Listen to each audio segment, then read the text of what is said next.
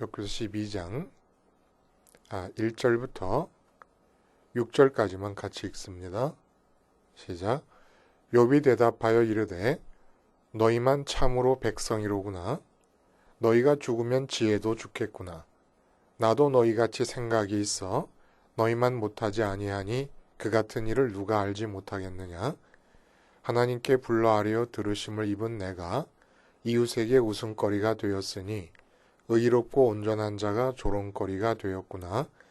평안한 자의 마음은 재앙을 멸시하나 재앙이 실족하는 자를 기다리는구나. 강도의 장막은 형통하고 하나님을 진노하게 하는 자는 평안하니 하나님이 그의 손에 후히 주심이니라. 오늘 우리가 함께 읽은 이 말씀 그리고 12장 전체의 말씀을 근거로 해서 나와 하나님의 진공 밀착 가능성이라는 제목의 하나님 말씀 증거합니다.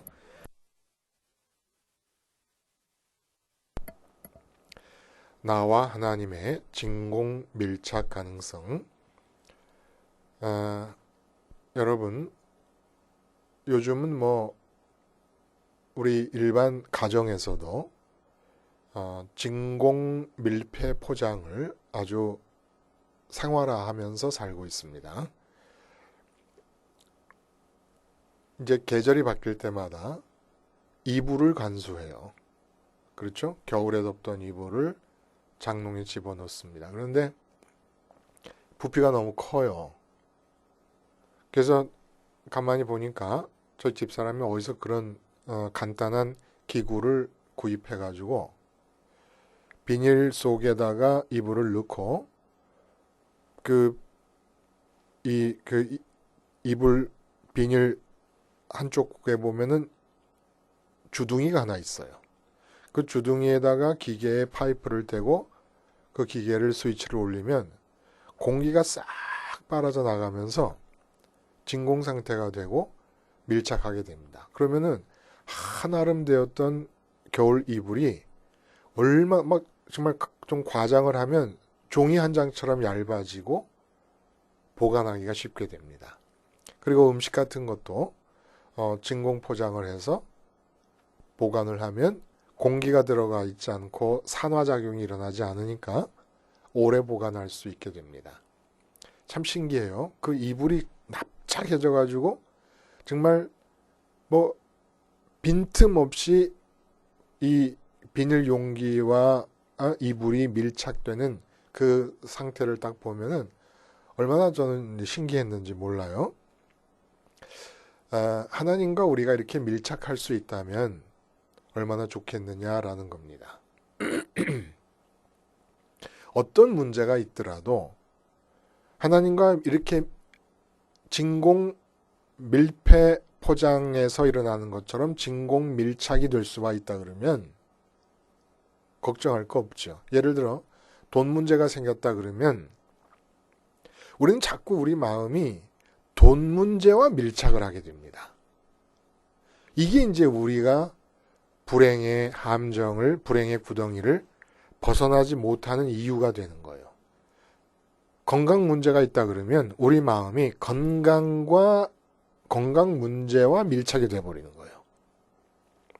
건강 문제가 있건 돈 문제가 생기건 자녀 문제가 생기건 어떤 문제가 생기더라도 우리 마음이 그 문제 앞에서 문제가 아니라 하나님과 밀착할 수 있으면, 하나님과 진공 밀착 상태를 유지할 수 있으면 정말 어떤 환란이 주어져도 일단 우리 마음의 평강과 기쁨과 행복이 깨지지 않는다는 거예요. 스테반 집사님이 돌에 맞아 돌아가시는 순교 현장에서도 얼굴에서 천사의 빛이 났던 것 너무너무 부럽고 저는 그냥 이게 꿈입니다. 꿈. 스테반 집사님의 순교 현장에서 보였던 이 신앙 상태. 어떻게 이것을 일상 속에서 우리가 누리면서 이 신앙을 유지하면서 살 수가 있을까? 이게 우리의 꿈과 이상 아니겠습니까? 그건 다른 방법이 없다는 거예요. 돌에 맞는 이 내 육체와 내 마음이 밀착하지 말고 하나님과 밀착하면 된다는 겁니다. 풍랑 만난 배 위에서 제자들이 죽겠다고 아우성칠 때 주님께서 깊은 잠을 주무십니다. 어떻게 이게 가능합니까? 풍랑보다는, 그리고 풍랑 속에 있는 주님 당신의 육체보다도 당신의 마음이 하나님과 진공 밀착 상태에 있었기 때문에 그 환경적 기운이 스며들 수 있는 신락 같은 그 틈조차도 허락하지 않을 정도로 하나님과 밀착되어 있었기 때문에 그 깊은 잠이 가능했다는 겁니다. 무조건 풍랑이 없는 삶을 바라기 전에 이 삶의 상황은 욥기가 계속 말하고 있는 것처럼 하나님의 뜻에 맡겨버리고 나는 밀착되어 있으면 풍랑이 일든 아닐든 상관없이 깊은 잠을 잘 수 있지 않겠느냐는 것이지요. 오늘 본문의 내용이 욥이 우리에게 어떻게 하나님과 진공 밀착이 가능한가라고 하는 것을 가르쳐주고 있습니다. 본문의 내용을 보면 이렇습니다. 앞부분의 3절까지는 욥이 기가 막혀 하는 거예요. 뭘 기가 막혀 하느냐? 자기를 향하여 지금 세 친구가 책망을 합니다. 그 책망하는 변론 안에 들어있는 하나님에 대한 지식을 생각하니까 기가 막히다는 겁니다. 너무너무 빤한 아주 기초적이고 상식적인 하나님에 대한 지식을 가지고 자기를 지금 나무래고 있다. 그렇게 여겨지는 거예요. 욥이 볼 때는. 그러니까 1절에 뭐라 그래요? 욥이 대답해 이르되 너희만 참으로 백성이로구나. 너희만 참으로 사람다운 사람이로구나.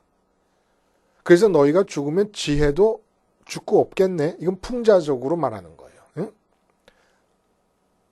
나도 너희같이 생각이 있어 너희만 못하지 아니하니 그 같은 일을 누가 알지 못하겠느냐. 이렇게 얘기합니다. 도대체 너희가 지금 나한테 잘못했다고 책망을 하고 있는 그 기본 논리, 그 기본 지식들이 그럼 내가 그걸 몰라서 지금 내가 이런 처지를 당하고 있고 이렇게 지금 너희들에게 항변하고 있다 이렇게 생각하고 있는 거냐. 참으로 기가 막히다. 기가 막혀. 이런 마음을 지금 갖고 있는 겁니다. 그러면 욥이 생각할 때 너무나 빤한 지식이라고 여겨지는 것, 친구들이 갖고 있는 이 지식, 누구나 하나님의 이름을 부르는 자면은 누구나 알 수도 있을 이런 상식적인 지식. 또 그 상식적인 지식이 올바른 것이냐 하면 그렇지도 않아요. 상식적으로 생각할 수 있는 오해. 상식적으로 생각할 수 있는 누구나 그렇게 쉽게 그렇다고 받아들일 수 있는 그런 정도의 지식을 가지고 지금 나를 책망하고 있구나. 그 지식의 핵심이 두 가지가 있습니다. 뭐예요? 4절부터 6절까지 말하는 건데 무조건 이 삶의 상황에 재앙이 주어지거나 고난이 주어졌다면 그건 그 사람이 죄악이 있기 때문이고 하나님이 죄악에 대해서 형벌을 내리기 때문이다라고 하는 것입니다. 그거 상식적으로 하나님의 이름을 부르면 누구나 얘기할 수 있는 지식이다. 그러나 그것조차도 잘못됐다라는 겁니다. 그래서 6절에 보면 강도의 장막은 형통하고 하나님을 진노하게 하는 자는 평안하니 하나님이 그의 손에 후히 주심이니라. 악한 자에게도 하나님께서 후하게 형통함을 주시고 평안을 주실 수 있다는 겁니다. 근데 이 사람들은 무조건 하고 삶에 재앙이 주어지고 고난이 주어지고 어려움이 주어지면 죄악에 대한 하나님의 형벌이라는 거예요. 근데 말씀드렸어요. 주님의 십자가를 앞으로 기대하며 흘러가던 구약시대나 일어난 주님의 십자가 사건을 회상하며 흘러가는 신약의 시대, 종말 때까지, 예수님 다시 오실 때까지 이 기간이나 동일하게 이 세상에는 죄악에 대한 하나님의 형벌이 주님의 십자가 안으로 다 떨어져 버렸기 때문에 형벌이 없습니다. 그러면 재앙과 고난은 왜 주어지는 겁니까? 죄악에 대한 형벌로서 주어지는 것이 아니라 나의 죄 때문에 맞추어진 하나님의 사랑이 어쩔 수 없이 고난의 형태와 재앙의 형태를 띠고 나타난다는 겁니다. 그래서 하나님의 이 죄인 맞춤형의 사랑의 농도가 옅을수록 오히려 죄인에게도 특별히 더 눈에 띄게 악한 사람에게도 평강과 형통이 주어질 수 있다는 겁니다. 이건 모른다는 거예요. 이 정도 지식밖에 안 된다는 겁니다. 지금 욥이 볼 때는 나한테 잘못했다 그러지만, 그리고 또 두 번째 잘못이 7절에 보면은 이제 모든 짐승에게 물어보라 그것들이 네게 가르치리라. 공중의 새에게 물어보라 그것들이 또한 네게 말하리라. 이건 무슨 얘기냐면 마지막에 소발이 욥을 책망한 게 뭡니까? 욥이 오묘하고 깊고 높고 길고 넓은 하나님의 지혜로부터 나온 일에 대해서 자기가 이해를 못하고 있으면서 그 이해를 못하는 사실을 어떻게 뒤바꿔서 욥이 참담한 말을 하고 있느냐 하면 자기가 결백하다고 얘기하고 있다. 그러니까 자기의 한계가 있는 이해력, 자기의 이해할 수 있는 능력을 너무 과대평가하고 있다.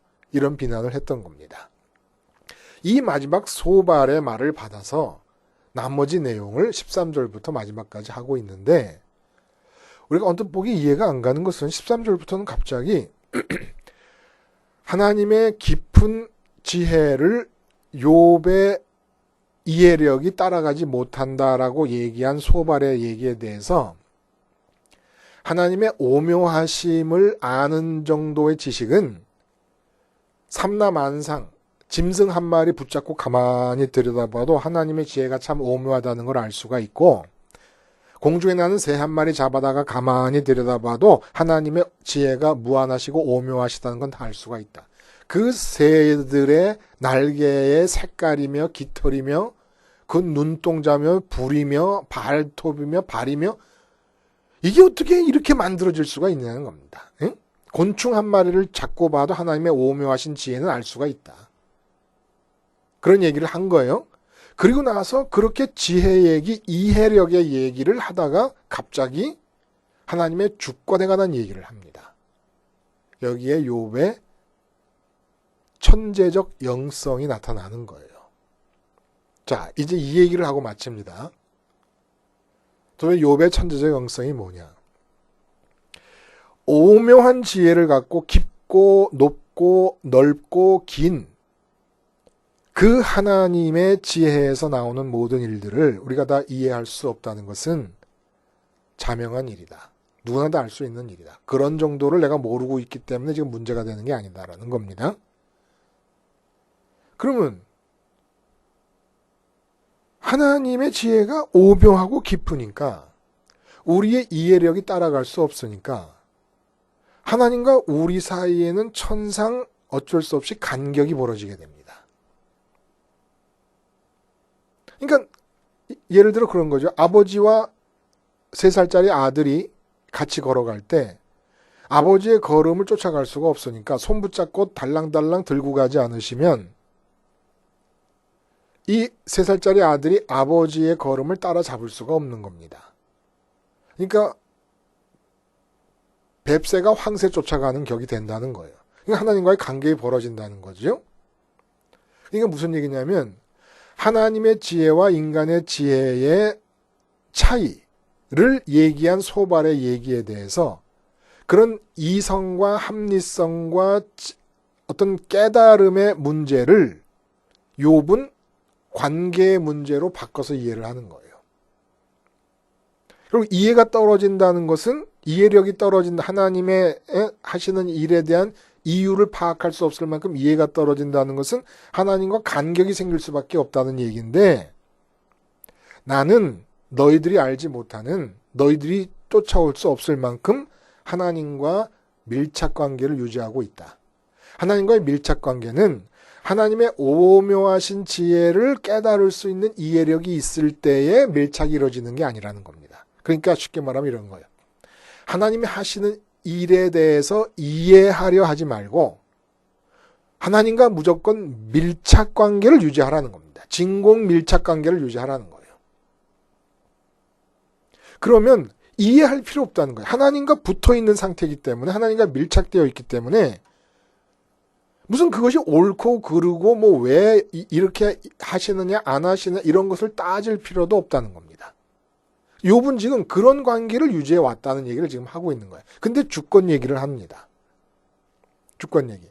이 세상, 인간 세상에서 일어날 수 있는 모든 일의 예들을 다 얘기하면서 그 모든 인간사의 일 속에서 하나님의 주권을 인정한다라는 얘기를 하는 거예요.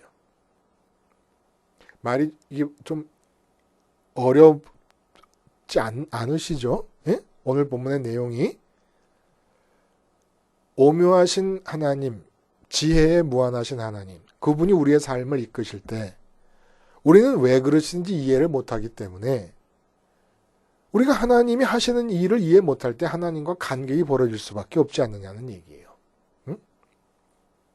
남편의 학력 수준에 부인이 못 따라가서 남편이 하고 싶고 또 말하고 있는 것들 이런 것들에 대해 그 이유를 이해하지 못할 때 남편과 아내가 간격이 벌어질 거 아닙니까?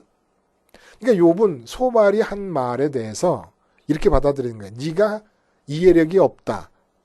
하나님의 지혜를 따라잡을 수 없다. 이렇게 얘기했잖아요. 소발이. 그 얘기를 어떻게 받아들이냐면 네가 말하기를 그러니까 나와 하나님과 사이에는 어마어마한 간격이 있다 이 말이지. 그러니까 하나님과 나와의 관계가 어마어마한 거리를 두고 있다는 거지. 겨울 이불 개놓으면 부풀려져 있는 것처럼 틈새에 그렇게 공기가 많이 들어가 있어서 부풀려져 있는 것처럼 그렇게 하나님과의 간격이 부풀려지고 멀어져 있다는 것이지. 아니다. 너는 지금 하나님과의 관계를 이해관계로 이해하고 있지만 나는 그 하나님과 밀착하는 방법을 알고 있다. 너는 이해력을 중심으로 하나님과의 나와의 거리를 측정하려 하지만 이해는 상관이 없다. 하나님과 밀착될 수 있는 길이 따로 있다는 겁니다. 그게 뭐냐? 눈꽃만한 일이 일어나도 좁쌀할 만한 일이 일어나도 모든 일에 대해서 하나님의 주권을 인정하는 거라는 겁니다. 아까 말씀드렸듯이 예를 들어 돈 문제가 일어났다. 그러면 그 돈 문제가 일어난 상황을 내가 판단하고 내가 나의 주체성을 활성화시켜 버립니다. 이건 잘못된 건데 이건 이렇게 해야 되겠는데 지금은 돈 문제가 일어났지만 다음 달에는 개선이 될 이유가 이러이러하기 때문에 있다. 이런 식으로 내 주체성을 활성화시키면 진짜 하나님과의 관계가 멀어진다는 겁니다. 그럼 어떻게 해야 되느냐? 돈 문제가 일어난 상황에 대해서 나의 주체성을 활성화시키지 말고 돈 문제가 일어난 상황이 이 세상을 주관하시는 하나님으로부터 연유되어 있고 하나님이 알고 계시고 하나님께서 어떻게 처리하실 계획까지 다 갖고 계신다라고 하는 하나님의 주권을 인정하라는 겁니다. 그러면 하나님과 내가 밀착된다는 거예요. 지금 왜 돈 문제가 생겼는지 이유를 몰라도 된다는 겁니다. 지금 왜 내 몸에 이상이 생겼는지 이유를 몰라도 된다는 거예요. 하나님과 밀착하라는 겁니다. 밀착하려면 하나님께서 알고 계시고 하나님께서 계획을 갖고 계신다는 하나님의 주체성을 인정하라는 거예요. 하나님의 판단과 하나님의 생각과 하나님의 섭리, 하나님의 주권을 인정하라는 겁니다. 그러면 하나님과의 간격이 사라질 수 있다는 거예요. 하나님과 진공 밀착 관계를 유지할 수 있다는 겁니다. 사실 타락의 순간에 하나님과 거리가 멀어진 것, 그리고 숲을 뒤에 숨으면서 하나님을 피해 도망간 것은 왜 그러기 시작한 겁니까? 아담과 하와가 자기의 주체성을 활성화시키면서 일어난 일 아닙니까? 자기의 주체성을 활성화시키지 않으면, 그래서 하나님의 주체성만을 인정해드리면 밀착돼서 살 수가 있다는 거예요. 이렇게 욥이 항변하고 있는 겁니다. 그러니까 욥이 볼 때는 지금 친구들은 자기가 어떻게 하나님과의 관계를 맺어오고 있는 것인가에 대해서 전혀 아는 바가 없어요. 그리고 기본적으로 알 수 있는 상식적인 오해들이나 정말 하나님의 이름을 부르는 자는 누구나 알 수 있는 지식 정도를 가지고 자기를 비난해 들어오는데 이미 자기는 하나님과의 진공 밀착 상태를 유지하는 그런 신앙 생활을 해왔다고 지금 얘기를 하는 겁니다. 어떻게 우리는 이 욥이 가르쳐주고 있는 하나님의 주권을 인정함으로써 하나님과의 밀착 상태를 유지할 수 있을까요? 십자가를 전제로 한 주기도문을 여러분 한번 생각해 보시면 돼요. 주기도문은 주님께서 가르쳐 주신 기도 아닙니까? 이 주기도문은 주님이 십자가에서 죽으시고 부활하시고 승천하실 것을 전제하고 가르쳐 주신 겁니다. 당신이 오신 이유가 십자가를 향해 가시는 것이고 십자가에서 죽으시고 부활하시고 승천하시는 이 서클을 완성시키기 위해서 오신 것 아닙니까? 그러므로 제자들은 이제 조금 뒤에는 제자들만 남아있을 것이고 그 제자들만 남아있을 때 기도를 드릴 것은 그들은 어쩔 수 없이 십자가의 주님을 경험한 상태에서 기도를 드리게 되는 거잖아요. 그러니까 주기도는 십자가를 전제하고 가르쳐 주신 거예요. 십자가에서 주님이 죽으셨고 부활하시고 승천하셨습니다. 그리고 십자가의 죽음은 세상에 대한 나의 죽음을 뜻하는 거예요. 세상에 대해서 내가 죽는다는 게 뭘 뜻하는 겁니까? 자식 문제가 일어나면 자식 문제에서 내가 죽었어요. 내가 죽었으면 죽은 걸로 끝나는 게 아니라는 거예요. 곧 이어서 나오는 게 뭐예요? 보세요. 이름이 거룩히 여김을 받으신다라고 하는 얘기는 내가 입으로 하나님의 이름을 부르는 한 내 마음은 그 이름이 가리키는 존재인 하나님, 하늘에 계신 하나님께로 가야 된다는 걸 뜻하는 겁니다. 입으로 하나님의 이름을 부르면서 마음은 돈에 가 있다. 이게 하나님의 이름을 거룩하게 여기지 않는 거라는 겁니다. 하나님의 이름이 거룩히 여김을 받으려면은 입으로 하나님의 이름을 부르는 순간 내 마음도 하나님을 좋아해서 하늘로 가버려야 된다는 거예요. 이게 이름이 거룩히 여김을 받으시옵소서라고 하는 그 뜻은 내가 하나님의 이름을 입으로 부르는 한 내 마음은 하나님이 계신 하늘에 있게 해주세요. 그래서 하늘에 계신 우리 아버지여 이름이 거룩히 여김을 받으시오미라고 한 거예요. 그렇게 마음이 하늘로 올라가요. 그리고 곧바로 이어지는 게 뭐예요? 나라가 임하옵시며. 내 마음이 이 세상에서 죽어서 하늘로 올라가 버렸으니까 내 마음이 빠져나가서 내 마음을 썼어야 됐지만 내 마음이 빠져나가는 바람에 마음 쓸 수 없는 모든 일에 대해서 하나님 나라, 하나님의 통치, 하나님의 주권이 임하게 해달라는 기도입니다. 주기도가 곧 하나님과의 밀착을 위한 방법이에요. 욥은 그렇게 하나님의 주권을 인정하며 살았으므로 의롭다함을 그나마 아직 주님의 십자가를 우리처럼 생활할 수 없는 단계에서나마 의롭다함을 칭찬을 받은 것이지요. 그래서 주기도문을 십자가를 먼저 생각하면서 주님이 죽으시고 부활하셔서 승천하셨구나. 세상에 대한 나의 죽음을 이루셨구나. 그렇게 십자가를 기억하고 주기도문을 하는 겁니다. 그래서 내 마음이 하늘로 올라가고 마음이 올라간 빈자리에 하나님 나라가 임하시고 하나님의 주권이 임하. 그러니까 내가 뉴스를 보면서 문재인 대통령이 어떻게 하고 있다 이렇게 또 중국과의 관계가 어떻고 미국과의 관계가 어떻다 이런 뉴스가 나오면 주기도문을 하는 겁니다. 그럼 내가 눈으로 보고 있는 것에 하나님 나라가 임하시옵소서 기도를 드리는 거예요.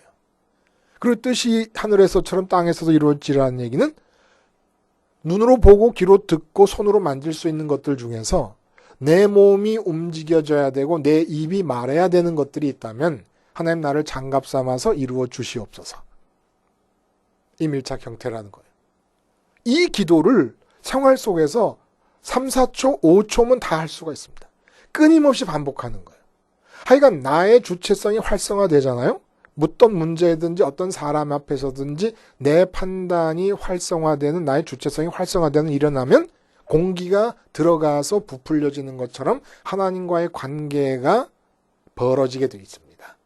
하나님과의 관계가 벌어지고 있는 상태에서 계속해서 나의 주체성이 활성화된 채로 내가 주도권을 쥐고 삶을 끌고 나가다 보면 죄인 맞춤형 하나님의 사랑은 어쩔 수 없이 우리에게 고난과 환난을 가져다 주실 수밖에 없습니다.